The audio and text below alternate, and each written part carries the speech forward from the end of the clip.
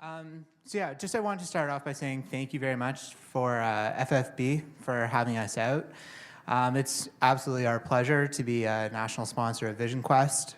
Also, thanks very much to all of you for coming out. So, eSight is a relatively new product. We've been available in Canada for about the past year or so, although the research behind it goes back quite a bit further. But essentially what we do is we make electronic glasses for people that are legally blind. Macular degeneration is certainly an eye condition that we do very well with. But one thing I would like to point out is we are a little more agnostic than that. Low vision generally is really what we're trying to address. And we can talk a little bit more as I go about what that means. So I'd like to think the claim that eSight helps improve vision for someone that's legally blind is a bit of an amazing claim because I genuinely believe it is. I'm always impressed by what our engineers have managed to pull off. To date, we have about 150 people or so using eSight, and that ranges from people as young as about 7 years old all the way up to 94. So it really is something that can help many different people from many different backgrounds. I want to quickly show a video. Is there sound for the video? They were able to, I can't see them. And then we had... This is Mark trying them for the first time. It's just a couple minutes long. Looks like. That the military uses. Hi. Hello. Hey, Mark. Hey! You're pretty. We know. Oh, wow. His glasses. And Chris. Oh, And Chris. wow. You can take my glasses off here. That'll do me justice. Okay, now you have to look. Pretty cool, huh? Just doing a demo to show him. Sorry. Oh, it's amazing. I know. I can't even imagine.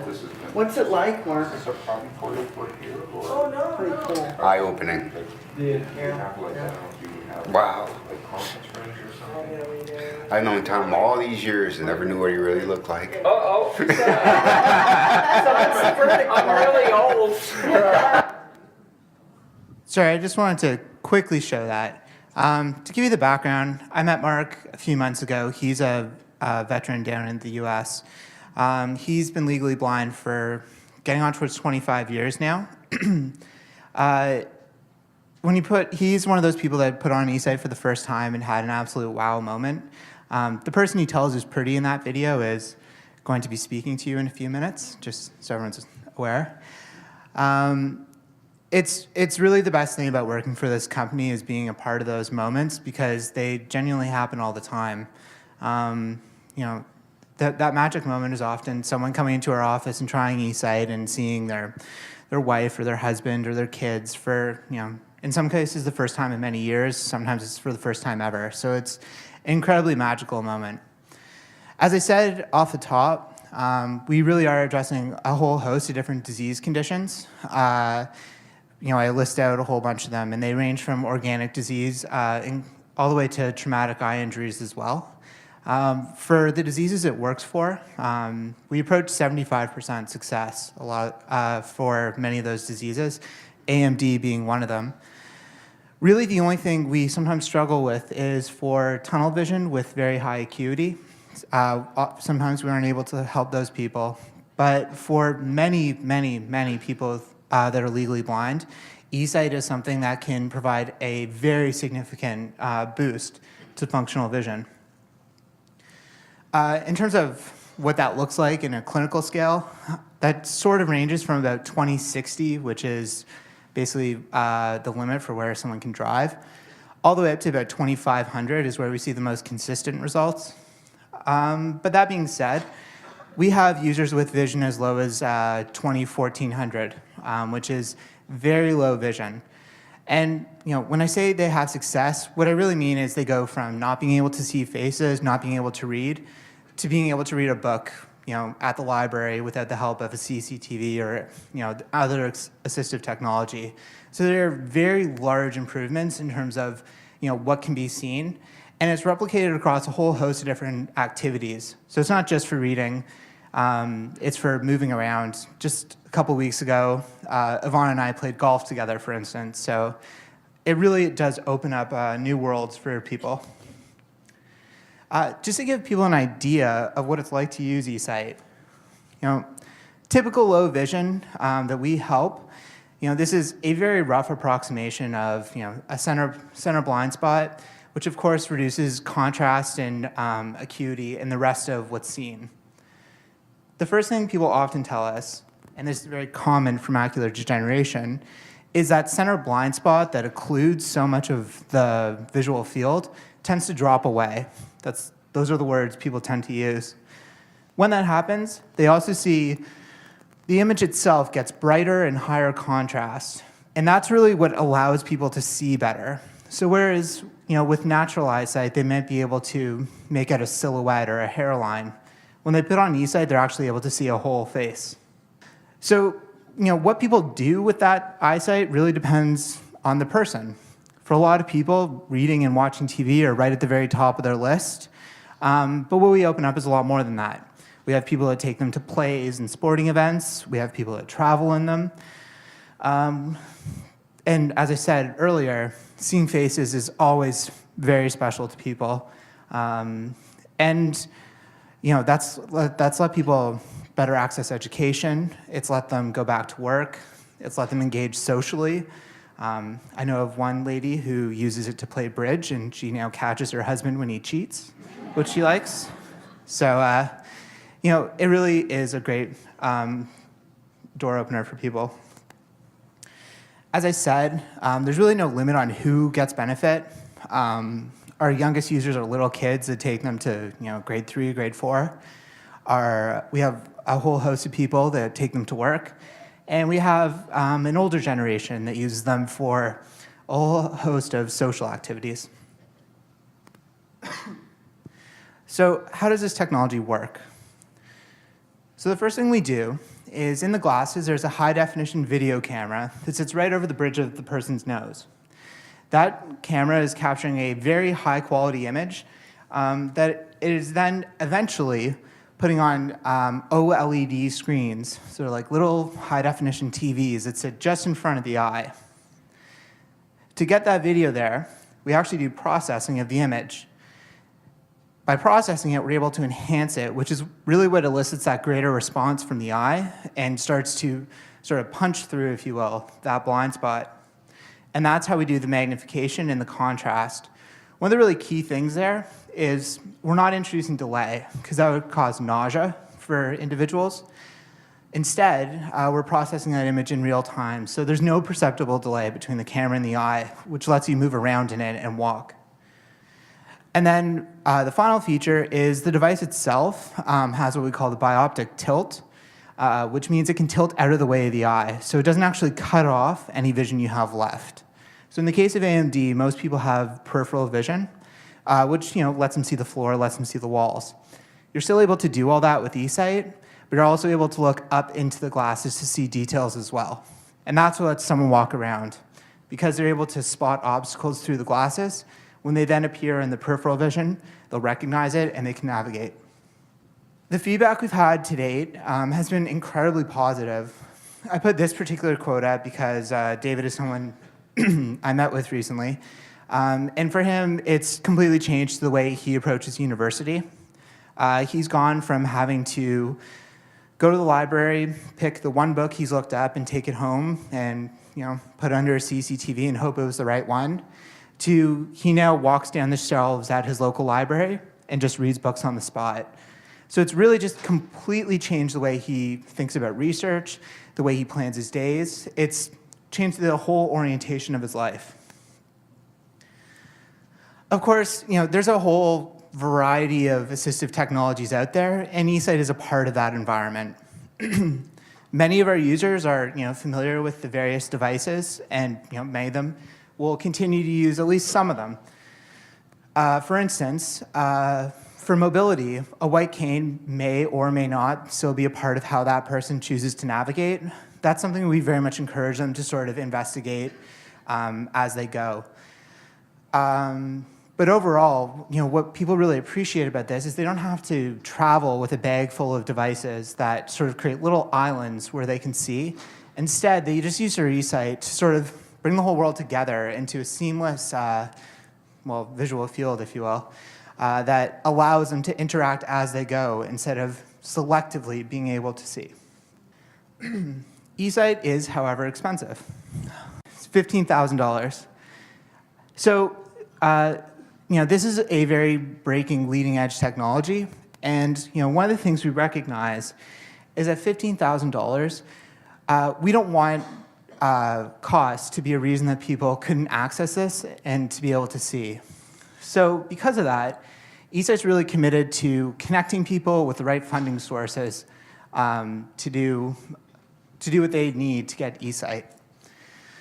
In some cases, for instance, the folks I've put on the board, people have sort of gone to their communities and sort of done friends and family type fundraising. And that can include everything from, events, like we've had people do bowl-a-thons, all the way up to, service clubs, that sort of thing, getting involved on behalf of someone in their community. We will also do things like help people connect with government funding where it makes sense, do the right applications, and so on. On the whole, our goal is to make sure that there isn't anyone that could benefit from eSight that doesn't have it simply because they can't afford it. And we've had a lot of success with these various projects. So what's next for us? Well, first, we need to continue to connect with the low vision community to make sure we're reaching people that can benefit from eSight. That includes people with macular degeneration and, of course, all the other low vision conditions that we're able to help. We also need to continue our work on the funding side. Part of that is to continue working with the government, but it's also working with individuals and groups to make sure that we're able to help that community access eSight. Then, of course, working with our partners, the FFB has been incredible in that respect. FFB is doing amazing work for the low vision community, and we truly appreciate everything they do to help us in that respect.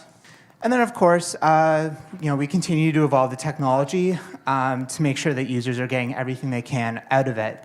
A lot of what we do is software, so basically when people identify things they want to get, we're able to help them get that through software updates. So with that, I'd like to introduce Yvonne, who she was the second person, I believe, to get eSight, so she's very familiar with what we do.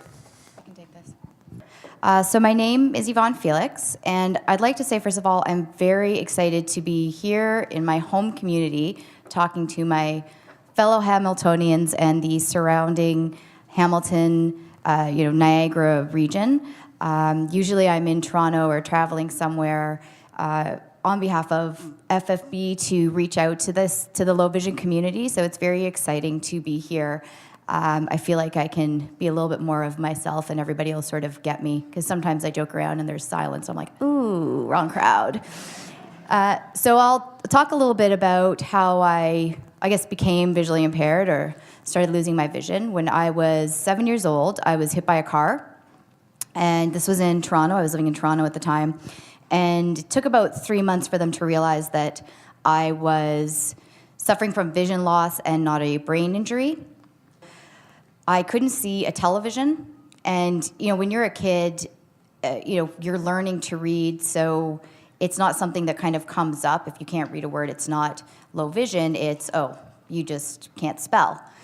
So there was a reason for that. I actually wasn't seeing words. So from the ages of 10 to probably by the time I was 13 years old, I had 2400 vision.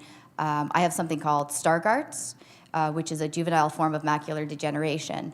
So by the time I was 15, I had roughly 2% of my vision left.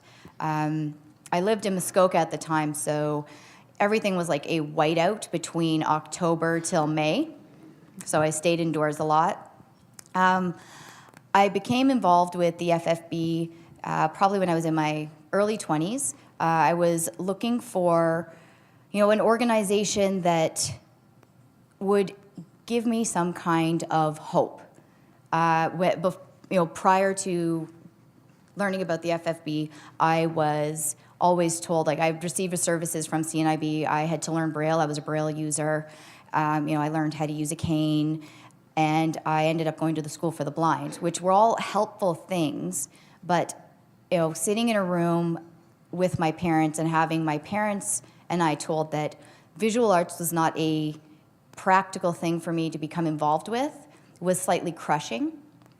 And I found that in most cases, there was sort of the idea that, I could do whatever I want, but within a realm of barriers. So I really couldn't. I found that my choice of career was being dictated to me. Do something that is within the world of the low vision community, which is okay for people that want to fit into that sort of realm of existence. But for me, I'm stubborn, and that wasn't acceptable, and I wanted to be a visual artist. So I came to the FFB and I said, I would like to help you. I don't know how I'm going to do that, but I make greeting cards. And I started out doing fundraising for the FFB through my art. And that was a great way to become connected to the low vision community that wanted to make a change. And that's actually how I found out about eSight. By the time I had found out about eSight, I was 32. It's been 2 years now since I've had the eyewear. I've been married for 10 years. I just said I have 2 sons, which is a big difference between 2 and 4. I had a 2-month-old that I just brought home. He was in the hospital for a month with, he was born a little early. It was very generous of him, because he was 10 pounds at the time. So a month early I was very grateful for that. And an engineer came to my home. Ann Morrison actually had called me and said, did you read our newsletter? And I'm sitting there, oh yeah, no, I didn't. Which would have been very helpful, because I would have found out that there was a trial going on for a pair of eyewear for people with Stargardts. And I was very used to going in, trying technology, getting it, and it not working really for what I needed in life after about a week. So I did not have very high expectations for the eyewear. So an engineer came to my home and said, okay, here, try these, put them on, tell me what you see. And I looked up, and this what I'm about to describe happened all within about 30 seconds. I looked up and saw my husband holding my son in my field of vision. And I said, oh, I see you, and I see Thomas. And then I looked behind him and saw because I really don't like what I call like fake art, which is prints, and this print that my husband loved. And I looked up and I said, oh, that's not so ugly. And then I realized, oh, I just saw something that in my central field of vision, which was a face, I've never seen an entire face before, I saw my husband's face, my brand new son's face, and a piece of art. And then I realized I was seeing it because I wasn't seeing my blind spot that I had seen for 20 some odd years. And that was sort of one of the things that I realized, it was shocking. It was shocking to not see that. And the engineer explained why, and I just went, okay, I don't know what any of that means, but whatever, I'm not seeing it. That's important. And then I realized, I'm so lucky I married somebody good looking, because that could have turned out not so good for me if it worked out otherwise. So long story short, I went from stay-at-home mom, not realizing that even though I was in the visually impaired community trying to advocate for independence, I had actually created a world around me that was not independent. So I went from, working in my home to now I can fly by myself out of the country. I can read signs. I started working with the Ontario Arts Council as not telling them that I had a visual impairment, so I could judge other artists on their work, which is a fantastic thing.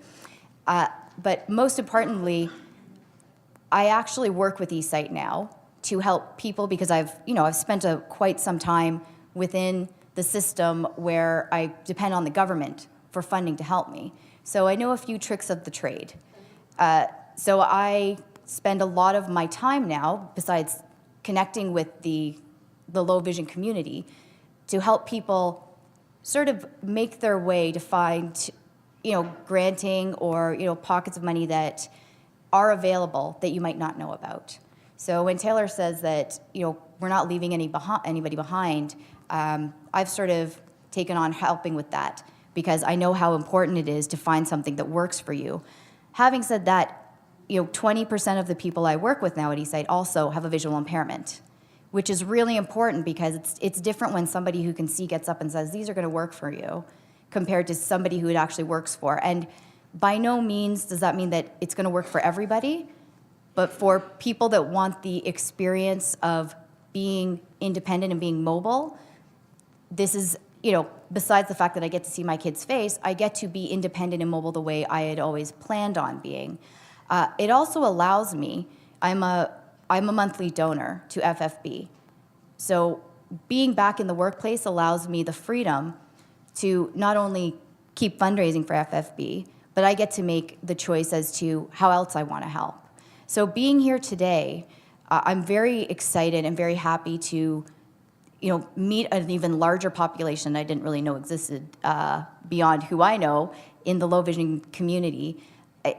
It's very important to walk away and know that you're connecting with people, because being involved with organizations like FFB will allow you to have access to technology like eSight. So thank you very much, and I'm very happy to be here today, and I look forward to maybe hearing from some of you in the future.